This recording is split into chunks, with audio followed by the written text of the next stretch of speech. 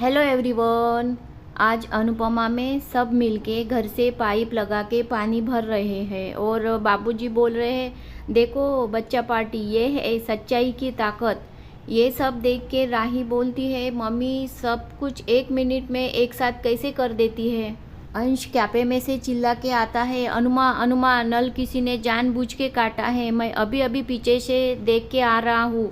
और बहुत गुस्सा होता है और प्रेम को मारने को दौड़ता है। तो तभी कस्टमर आते हैं तो अनुपमा बोलती है देखो तुमने कुछ देखा नहीं है, तुम्हारे पास सबूत नहीं है तो कुछ बोलना नहीं अंश, और तुम अभी गुस्सा करोगे क्या कस्टमर के देखोगे, चलो सब कस्टमर संभालो। राही प्रेम वसुंधरा श्रुति गौतम ये सब देख रहे हैं और जैसे अंश ने बोला तो वो गौतम श्रुति की तरफ देखता है क्योंकि पता है गौतम को कि श्रुति ने ही ये पाइप काटा है नल का। अनुपमा बोलती है चलो काम में फोकस करो और ऐसे ही जाने लगते हैं। तो तभी डॉक्टर साहब आते हैं जो सालगोंडा में अनुपमा जी को मदद करता है, रहने के लिए घर का पता बताता है, वो आते हैं। तभी सालगोंडा के दिग्विजय जी के मित्र डॉक्टर साहब आते हैं और दिग्विजय जी और अनुपमा चकित हो जाते हैं। अरे डॉक्टर साहब आप कब आए? दिग्विजय जी डॉक्टर साहब के गले लगने लगते हैं तो डॉक्टर साहब बोलते मत लगो, तुम इधर आए तो मुझे भूल गए। और तभी बंकू आता है और बोलता है अरे डॉक्टर साहब आप तो बिल्कुल बदल गए। तो डॉक्टर साहब बोलते हैं बंकू तू भी तो बदल गया बिल्कुल माय बाय, और तू तो 100% बदल गया। तभी प्रेम के कैफे से वसुंधरा और गौतम जी घर जाने के लिए बाहर निकलते हैं और डॉक्टर साहब को दिखता है तो डॉक्टर साहब दिग्विजय जी को बोलते हैं कि इन दोनों को मैंने सालगोंडा में देखा। तो दिग्विजय जी बोलते हैं हीरे के व्यापारी है, कोई काम से आए होंगे। तो नहीं, मैंने रणवीर के साथ देखा क्योंकि रणवीर दिग्विजय जी का बेटा है। मैंने रणवीर और इन दोनों के साथ वकील देखा था। दिग्विजय जी को शक होता है और सब मिलके कैफे के अंदर चले जाते हैं। इधर राही कुछ खाना बना रही होती है तो थोड़ा चक्कर सा आता है राही को। तो ख्याति बहन उसको पकड़ती है और पूछती है क्या हुआ तुमको? पता नहीं माँ क्या हुआ, थोड़ा प्रेम भी परेशानी में है। तो ख्याति बोलती है बेटा तुमको क्या लगता है ये बताओ पहले। तो एकदम से ख्याति के गले लग जाती है और बोलती है माँ मुझे कुछ भी समझ में नहीं आ रहा। तो ख्याति जी बोलती है तो थोड़ा टाइम अपने को दो, तुम राही तुम थोड़ा टाइम अपने को दो। ख्याति बहन नींबू पानी राही के लिए देती है। तभी नीता बहन और परी वहाँ आते हैं। तो ख्याति बहन बोलते हैं कि परी तुमको नींबू पानी चाहिए? तो नीता बहन बोलती है कि हाँ क्यों नहीं चाहिए, वो तो अभी माँ बनने वाली है और आपने उनके लिए परी के लिए मेवे के लड्डू सब कुछ बनाया ना और सैलेड वगैरह परी को बनाया ना। तो ख्याति बोलती है हाँ सब कुछ तैयार है मेरी बच्ची के लिए। नीता बहन बोलते हैं वैसे तो प्रेम ने और राही ने देना था, बड़े हैं वारिस, लेकिन ये काम मेरा राजा और परी दे रहे हैं।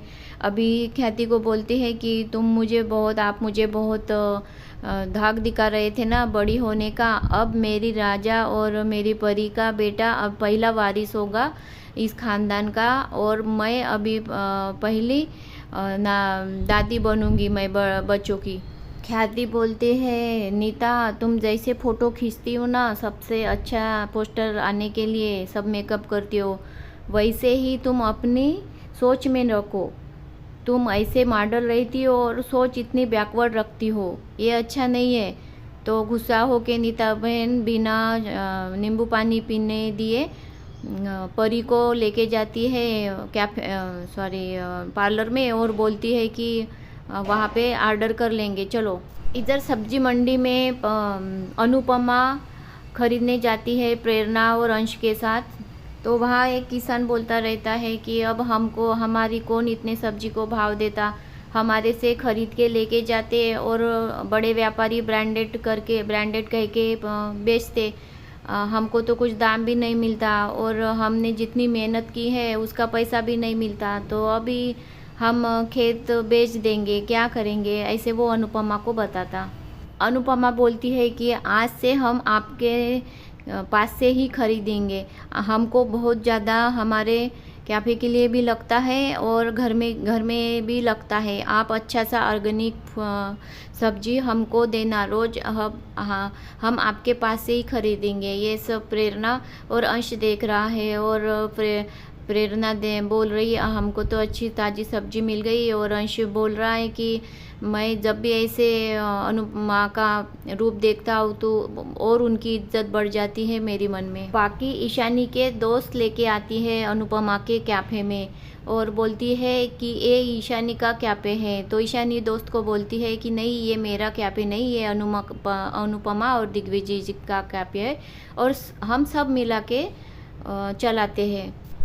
बाकी बोलती है सब एडवर्टाइज ईशानी ने की है। तो ईशानी बोलती है हाँ, पहले तो कुछ कस्टमर एडवर्टाइज से आए, लेकिन अनुपमा के हाथ के खाने से अब सब लोग आ रहे हैं, तुम खुद ट्राई करके देखो। तभी वो दोनों बैठते हैं और बाकी बोलती है बंकू को, वेटर पानी लाओ। बंकू के हाथ से पानी वो दोस्त के ऊपर गिर जाता है और दोस्त कुछ भी बोलते हैं तो ईशानी उन्हें रोकती है और बोलती है कि ये बंकू भी दिग्विजय जी की फैमिली है और हम सब लोग मिलके चलाते हैं कैफ़े, बंकू को कुछ मत कहना, और उनको बहस करके बाहर जाने को कहती है दोस्त को। इधर दिग्विजय जी वसुंधरा के यहाँ आते हैं और वसुंधरा को बोलते हैं कि आपने मेरा उधर से घर से क्यों निकलवा दिया, मेरा रणविजय के साथ मिलके आपने मेरा घर क्यों बंद करवा दिया। वसुंधरा बोलती है कि नहीं, तुम्हारी गलती नहीं है, लेकिन तुम अनुपमा के साथ हो इसलिए तुम्हारे साथ ऐसे हुआ। वसुंधरा को बोलते हैं तुम जितना भी जाल बिछाओ अनुपमा के लिए वो जाल उड़ा के लेके जाएंगी।